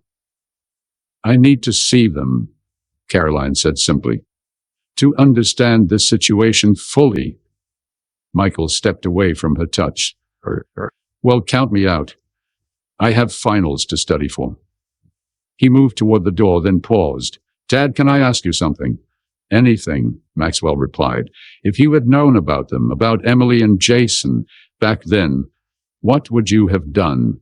Would you have married their mother instead of Mom? Would you have chosen them over us?" The question struck Maxwell like a physical blow. "That's not a fair question, Michael. It's a hypothetical that erases your very existence." "But if you had to choose now," Michael pressed, "between us and them, who would you pick?" "Michael," Caroline admonished, "that's enough." But Maxwell held up a hand. "It's all right." He looked directly at his son. "I don't have to choose, Michael. I'm capable of caring about all of my children. But if you're asking whether meeting Emily and Jason has changed how I feel about you, the answer is absolutely not. You are my son. I've been present for every moment of your lives. That bond is unbreakable, regardless of what other relationships I might develop." Michael absorbed this, his expression unreadable. Then, without another word, he left the study, closing the door firmly behind him. "That went well," Caroline said dryly once they were alone. "About as well as could be expected," Maxwell replied. "He's 19. His world just tilted sideways, and he feels threatened. I'd be more concerned if he'd taken it calmly." Caroline moved to stand beside him. "Are you ready for this meeting?" Maxwell checked his watch. They were due at the plaza in 2 hours. "As ready as I'll ever be," he said. "Thank you for coming with me. It means more than I can say." "I'm not doing it for you," Caroline said, though her tone held no rancor.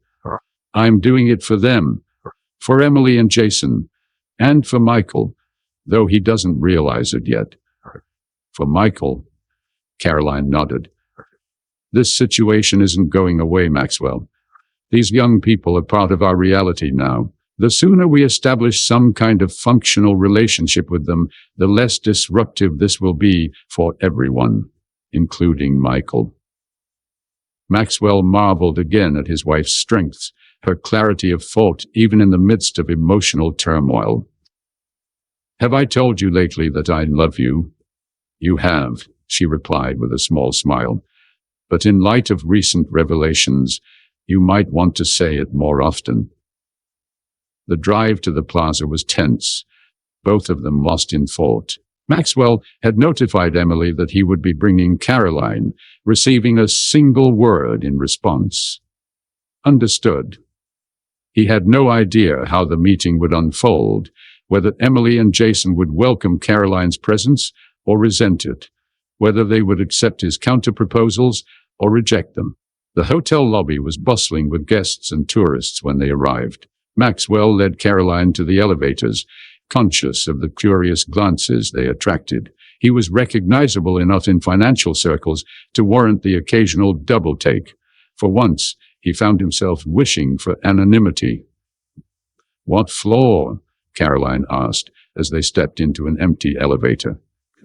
12th, Maxwell replied. "Suite 1243.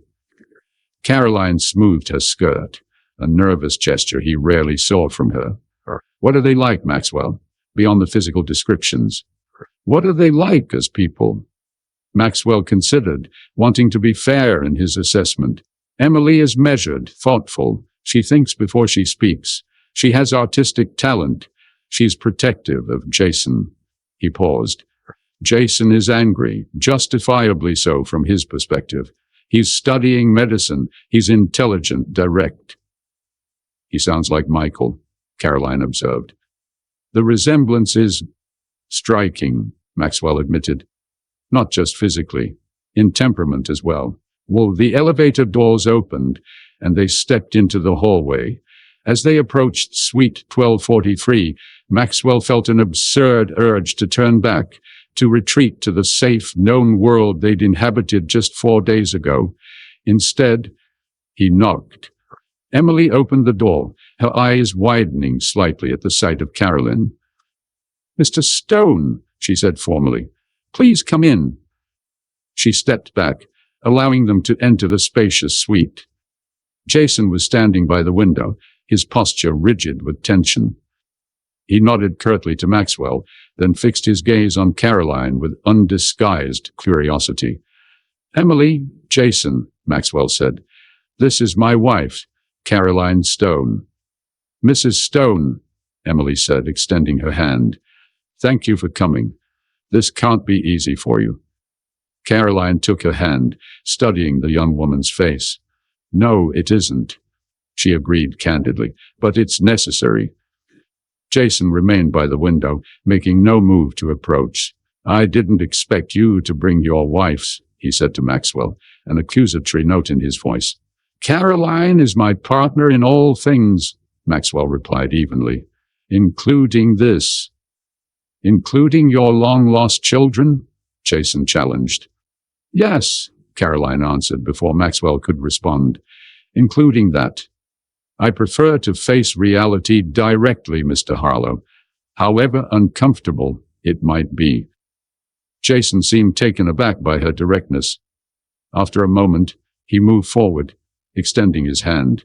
"Jason Harlow," he said, less hostility in his tone.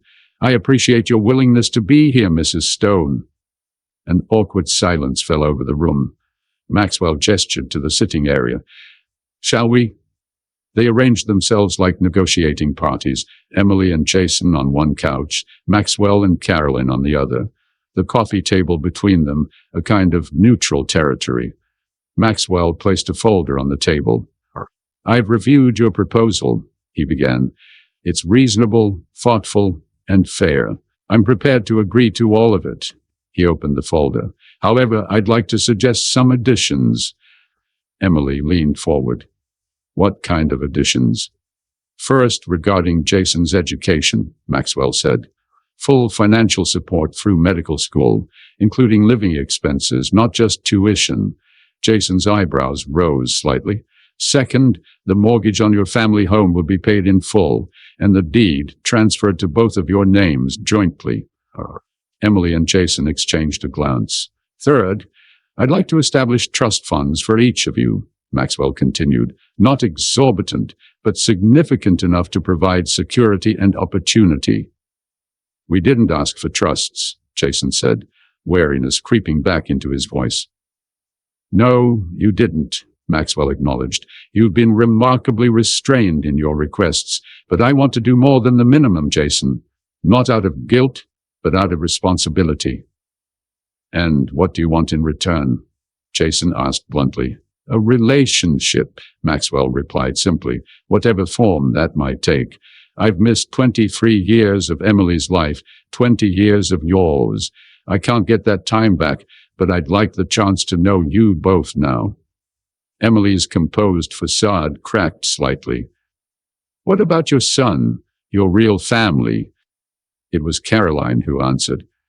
"You are his real family too," she said quietly. "Biology makes that irrefutable.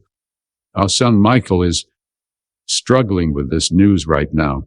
That's to be expected. But in time, perhaps—" "You think he'll want to meet us?" Jason asked, skepticism evident.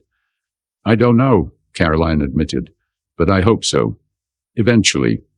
Emily studied Caroline with open curiosity. "Why are you here, Mrs. Stone? Really? This situation must be painful for you." Caroline met her gaze steadily. "It is. But avoiding reality doesn't make it less real. You and Jason are Maxwell's children. That means you're connected to my family, to my son. I need to understand that connection, to see you for myself." "And now that you have," Emily pressed, "now that you've seen us?" A subtle smile touched Caroline's lips. "I see your father in both of you. not just physically, but in certain qualities. Emily, you have his way of considering matters from all angles before speaking.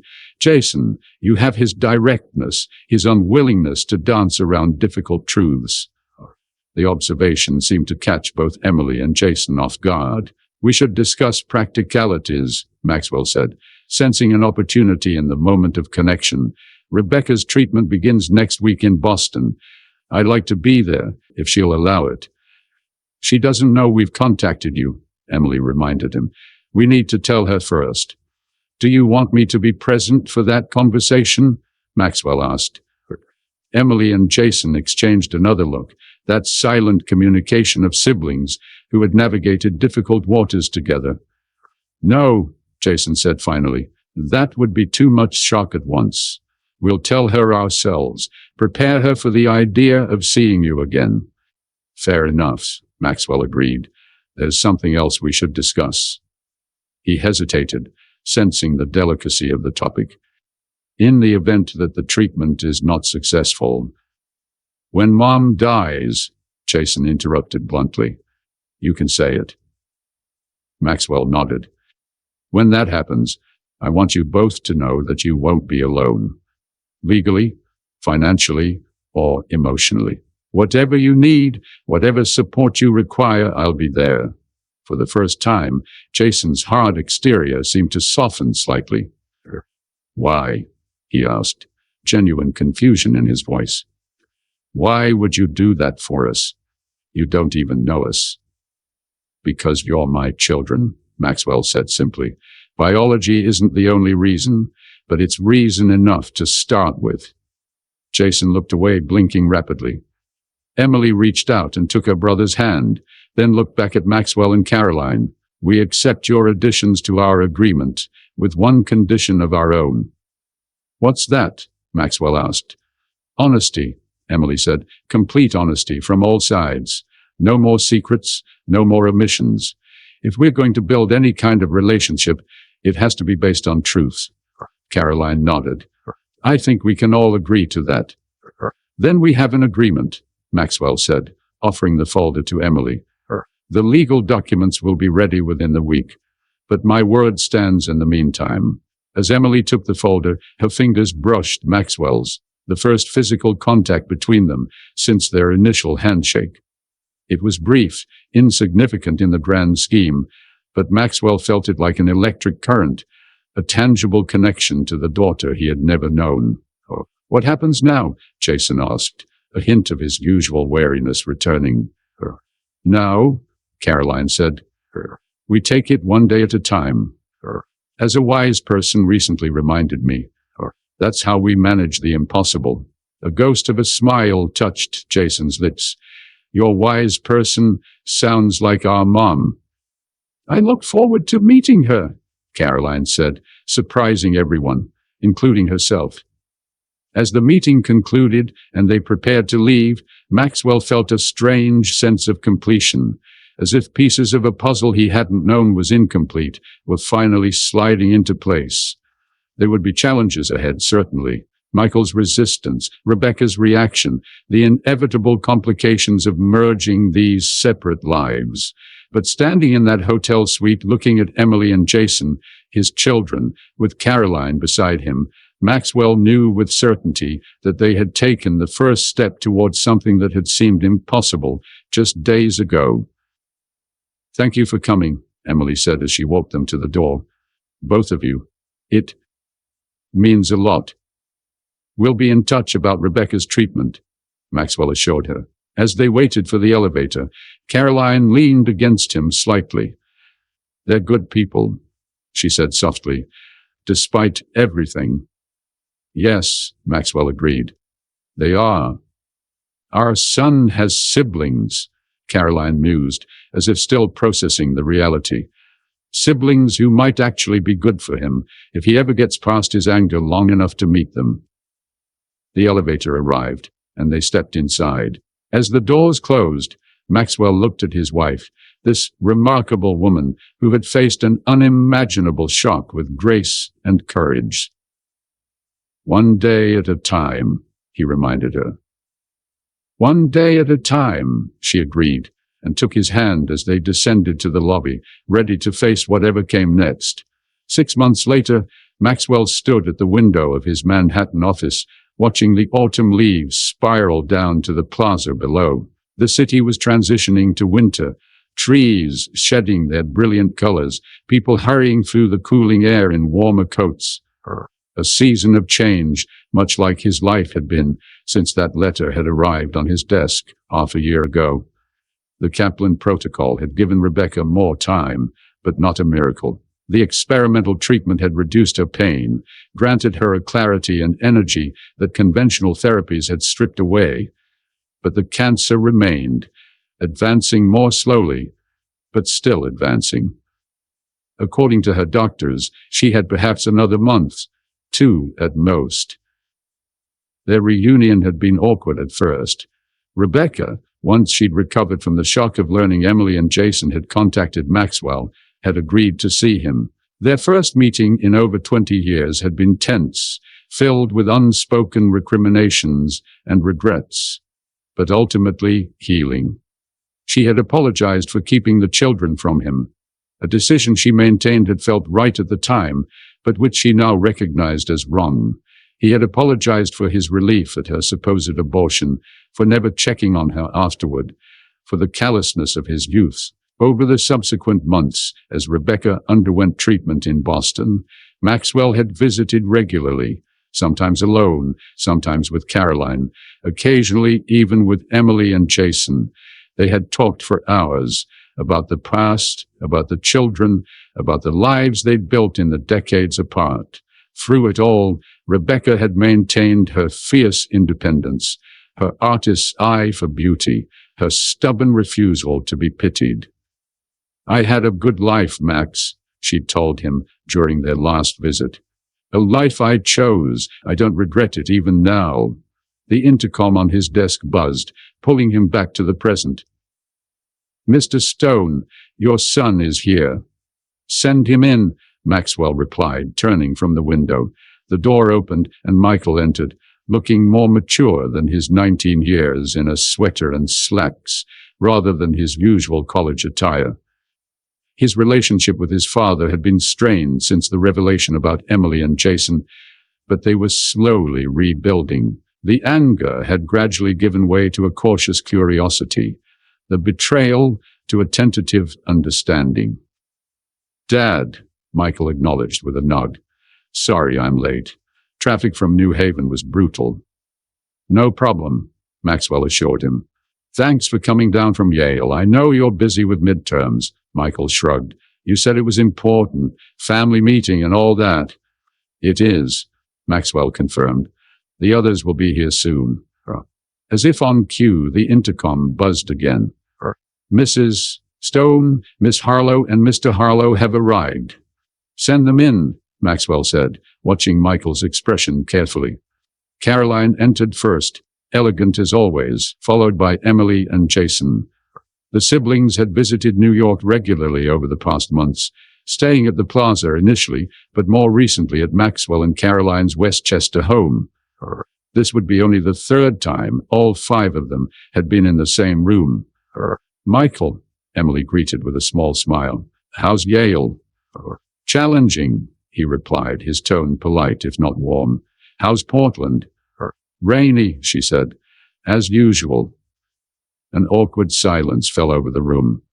Despite months of careful communication, the relationship between Michael and his half-siblings remained tentative at best. "Please sit down," Maxwell said, gesturing to the seating area of his spacious office. "I have some updates I wanted to share with all of you together." And they arranged themselves carefully, Caroline beside Maxwell on one couch, Emily and Jason on another, Michael choosing a separate armchair as if to maintain his independence from both camps. "I spoke with Dr. Kaplan this morning," Maxwell began, looking at Emily and Jason. "Your mother's latest scan shows significant progression. The treatment is no longer effectively slowing the cancer." Emily reached for Jason's hand, though neither looked surprised by the news. "Did he give a time frame?" she asked quietly. "Weeks rather than months," Maxwell replied gently. I'm sorry. Jason's jaw tightened. She's been preparing us for this, making arrangements, saying goodbyes. She's accepted it. She's stronger than all of us, Emily added, a tremor in her voice despite her composed exterior. Carolyn leaned forward slightly. Is there anything we can do? Anything she needs or wants? The question was directed to both siblings, but it was Emily who answered. Actually, yes, she'd like to see everyone together before. She paused. She's asked specifically to meet Michael. All eyes turned to Michael, who looked startled. Me? Why? You're her grandchildren's half-brother, Jason said matter-of-factly. And she's curious about you. Grandchildren? Michael repeated, bewildered. Emily smiled slightly. That's the other news we were planning to share today. I'm pregnant. 4 months. She glanced at Maxwell. You're going to be a grandfather. The news hit Maxwell like a physical force. Joy and sorrow intertwined, the beginning of one life coinciding with the ending of another. That's wonderful news, Emily. Congratulations. Who's the father? Michael asked, then immediately looked embarrassed by his directness. My partner, David, Emily replied without offense. He's flying in from Portland next week. You'll meet him at the house. The casual reference to the Westchester property as the house, as if Emily already considered it a shared space, a family home, was not lost on Michael, whose expression flickered between resistance and resignation. So, Rebecca wants to meet all of us, Maxwell said, returning to the main topic. When? This weekend, Jason replied. If possible. She's still having good days and bad days, but the good ones are becoming fewer. We'll arrange it, Caroline said decisively. Will she come here, or should we go to Boston? Boston would be easier for her, Emily said. The travel is becoming difficult. Then Boston it is, Maxwell agreed. I'll have the company jet prepared. The meeting continued, logistics discussed, arrangements made. Throughout it all, Maxwell observed the subtle dynamics between the four most important people in his life: his wife, his Yale-attending son, his graphic designer daughter, his medical student son. Strangers 6 months ago, now cautiously feeling their way towards something resembling family. As Emily and Jason prepared to leave, Michael surprised everyone by asking, would it be all right if I brought someone to Boston? At their questioning looks, he added, Zoe, she's important to me, and she's been supportive through all of this. Emily smiled, genuine warmth breaking through her usual reserve. Of course, Mum would love to meet her. After they had gone, Michael lingered, uncharacteristically hesitant. Dad, can I ask you something? Anything, Maxwell replied, sensing this was an important moment. Are you happy about how all this has turned out? The question caught Maxwell off guard, with its simplicity and its depth. Happy isn't the right word, he said carefully. Grateful, perhaps. Relieved. I spent 23 years not knowing 2 of my children existed. Now I know them. I'm learning to care about them, and they've cautiously allowed me into their lives. That's a gift I never expected. Michael absorbed this, his expression thoughtful. And Mom, is she okay with all of this? Your mother, Maxwell said with a small smile, has shown more grace and courage through this entire situation than I had any right to expect. She's made room in her heart for Emily and Jason, not because she had to, but because it was the right thing to do. She's kind of amazing, Michael acknowledged. I haven't made it easy for any of you, have I? You've reacted exactly as anyone would in your position, Maxwell assured him. You had your world upended without warning. You needed time. They're not bad people, Michael said, as if making a reluctant confession. Emily and Jason, they're actually kind of interesting. The admission, small as it was, felt monumental. They're your siblings, Maxwell said softly. Half siblings, but still family. I'm trying to see it that way, Michael replied. It's getting easier. 3 days later, the Stone family, extended and reconstructed, gathered in Rebecca's Boston apartment. The space was filled with her artwork, photographs spanning decades, evidence of a creative life fully lived. Rebecca herself was diminished physically by the cancer, yet her spirit remained vibrant, her green eyes, so like Emily's, so like Maxwell's, sharp and observant as she welcomed them. "So this is the famous Caroline," she said, taking Caroline's hand in both of her frail ones, "the woman who finally tamed Maxwell Stone." "I wouldn't say tamed," Caroline replied with a small smile. "Perhaps channeled is more accurate." Rebecca laughed, a sound still rich despite her weakened state. "I like you," she declared. "I knew I would." Her gaze shifted to Michael, standing uncomfortably beside his mother. "And you must be Michael. Come closer, let me see you." Michael stepped forward, allowing Rebecca to study him. "It's nice to meet you, Miss Harlow."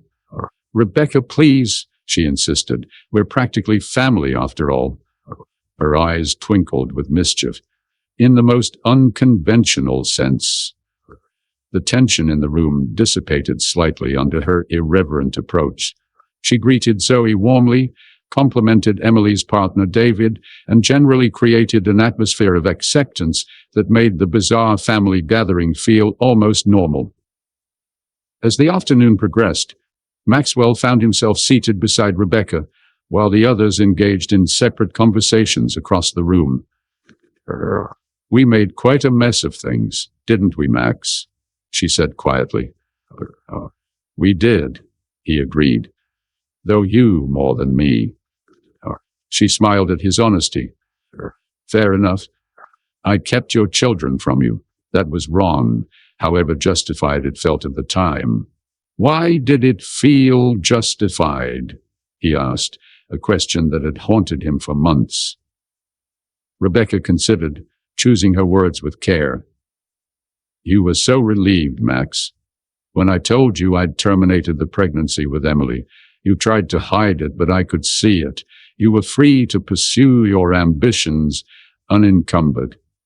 She glanced toward Emily, now deep in conversation with Caroline. "When I discovered I was still pregnant, I was angry. I decided you didn't deserve to know her. And Jason, by then the lie was established, and you were with Caroline, building your perfect lives. I told myself I was protecting my children from a father who hadn't wanted them." She sighed. "Pride and fear make for terrible advisors." "I would have stepped up," Maxwell said quietly, "if I had known. I'd like to believe I would have been there for them." "Perhaps," Rebecca acknowledged. "But we'll never know, will we? And perhaps it's better that way. They had Thomas, who loved them completely. You had Michael and Caroline. We all built the lives we were meant to have. And now we're here," she said simply. "All of us together. Before I go, it's more than I expected, Max. A kind of completion I hadn't dared hope for." Across the room, Emily laughed at something Caroline said, the sound drawing everyone's attention. For a moment, the two families, once separate, now tentatively intertwined, existed in perfect harmony, connected by invisible threads of shared DNA and newly forming bonds of choice. "Thank you for coming," Rebecca said softly to Maxwell, "for bringing your family to meet mine, for giving Emily and Jason the father they'll need after I'm gone." "I should be thanking you," Maxwell replied, "for raising two remarkable people, for allowing me to know them now despite everything." Rebecca's smile was bittersweet. "Better late than never, isn't that what they say?" "Much better," Maxwell agreed. 2 weeks later, they gathered again, this time at a small chapel outside Boston. Rebecca had passed peacefully, Emily and Jason at her side, Maxwell and Caroline in the waiting room offering silent support. Her funeral was simple but beautiful, attended by fellow artists, friends, former clients, and her newly expanded family. As Maxwell watched Emily and Jason receive condolences, supported by their partners, and surprisingly by Michael, who had insisted on attending, he reflected on the strange journey of the past 6 months. A journey that had begun with a letter on his desk and led here to this chapel, to this moment of conclusion and continuation. Caroline slipped her hand into his. "You're thinking very loudly," she observed. "Just marveling at how life unfolds," he replied. "How a single decision, or non-decision, can create ripples that extend decades into the future." Rebecca keeping her pregnancy secret. "And the second one," Maxwell added. "Yes, decisions that shaped all our lives without any of us knowing." "Until now," Caroline said. "Now we know, and we choose what happens next."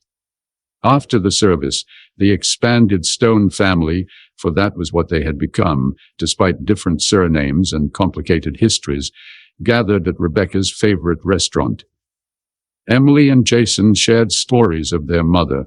Michael listened with genuine interest, and gradually the atmosphere shifted from grief to a celebration of connection.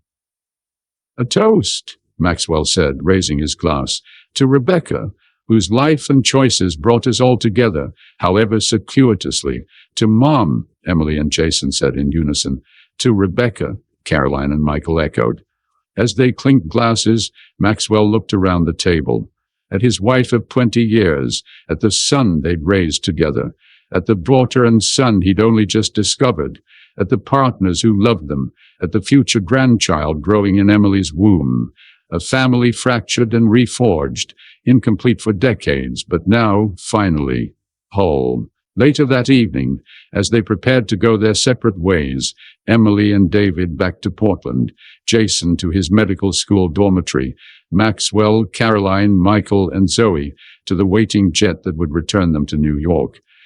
Emily approached Maxwell privately. "We've been discussing something, Jason and I," she said, "about the baby." "Oh," Maxwell prompted. "If it's a boy, we'd like to name him Maxwell Thomas, after both his grandfathers." She hesitated. "Would that be all right with you?" The question, so simple yet so profound, caught Maxwell off guard. Emotion welled in his throat, surprising him with its intensity. "I would be honored," he managed. "More than honored." Emily smiled, Rebecca's smile, but with his eyes. "Good," she said. "That's settled then." As they said their goodbyes, the boundaries between the two families seemed less defined, the divisions less pronounced. Plans were made for Thanksgiving at the Westchester house, for Christmas visits, for regular video calls, small steps toward a new normal, a reconfigured family that honored the past while embracing the future. On the flight home, Michael sat across from Maxwell and Carolyn, Zoe dozing against his shoulder. "You know," he said thoughtfully, "a year ago, if someone had told me I'd have a half-sister, a half-brother, and a future niece or nephew on the way, I'd have said they were crazy." "Life rarely follows the paths we expect," Caroline observed. "No kidding," Michael hesitated.